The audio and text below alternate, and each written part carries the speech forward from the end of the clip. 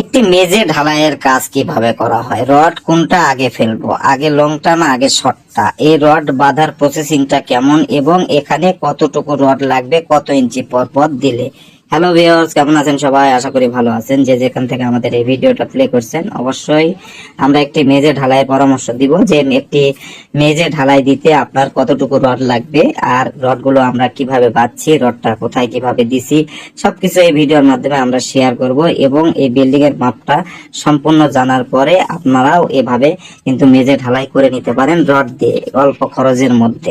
এখানে যে মেঝেটা আমরা ঢালাই করব এটা প্রায় আমাদের 4টা বেডের একটা বিল্ডিং, 4টা বেডরুমের এবং 2টা বাথরুম থাকবে, 2টা কিচেন থাকবে, মানে 2 ইউনিটের একটি বাসা।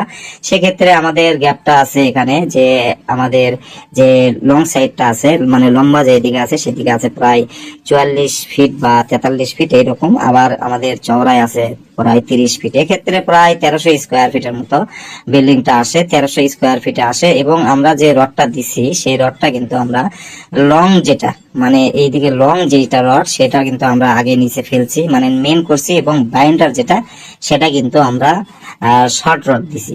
শর্ট রড বলতে কি, লং রড বলতে কি, আমাদের যে কলমের দূরত্ব যেই দিকে বেশি আছে সেই দিকে কিন্তু আমরা মেন রড করছি। সাধারণত আমরা ছাদের রড কিভাবে বাঁধি, যে ছাদে যখন আমাদের যে গ্যাপ গুলো ছোট থাকে, মানে বিমের গ্যাপ গুলো কম থাকে, হয়তো 10 ফিট কোনো গ্যাপ আছে বা কোনো গ্যাপ 15 ফিট আছে, মানে 10 ফিটের যে গ্যাপ সেই রডটা কিন্তু আমরা আগে দিই যে শর্ট দিকে, মানে যেই গ্যাপটা কম হয় সেটাই কিন্তু আমরা আগে রড ফেলি। কারণ এই ঝোলটা, এই ছাদের ঝোলটা কিন্তু নিচের দিকে হয়, সেই জন্য কিন্তু মেন রডটা শর্ট দিকে দেওয়া হয়। আর যখন আপনার যে লোডটা উপর থেকে আসবে তখন কিন্তু কি করা হয়, যে মানে মেন রডটা, মানে লং রডটা কিন্তু নিচে দেওয়া হয় এবং শর্ট রডটা উপরে দেওয়া হয়। বেসের ক্ষেত্রে কিন্তু সেই রকমই করা হয়, বেস কিন্তু আগে লং রড বা নিচে দিতে হয় এবং শর্ট রড উপরে দিতে হয়। ফ্লোরের ক্ষেত্রেও কিন্তু ওই একই সেম, আপনারা লং রডটা নিচে দিবেন, মানে লম্বা গ্যাপ যেগুলো সেগুলো রড নিচে দিবেন এবং যেগুলো গ্যাপ শর্ট হয় সেগুলো গ্যাপের রডগুলো উপরে দিবেন,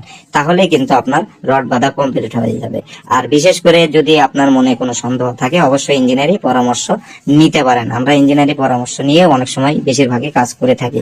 আর এখানে যে রডটা লাগবে, এখানে কিন্তু আমরা 10 mm বা 3 সুতা রড ব্যবহার করছি। 3 সুতা রড 12 ইঞ্চি পর পর দেওয়া হয়েছে। আরো অনেকেই একটু ঘন করে দেয়, অনেকে একটু পাতলা করে দেয়, তবে 12 ইঞ্চি পর পর দিলে কিন্তু আপনার, আমার মনে হয় না কোনো সমস্যা হবে। সেক্ষেত্রে এখানে আমাদের রডটা লাগবে প্রায় 500 কেজির মতো। আর আমাদের বিল্ডিংটা প্রায় 1300 কিন্তু স্কোয়ার ফিট ফ্লোরটি ঢালাই হবে। 1300 স্কোয়ার ফিট 1300 স্কোয়ার ফিট যদি ঢালাই হয় সেক্ষেত্রে কিন্তু আমাদের 500 কেজির মতো রড লাগবে।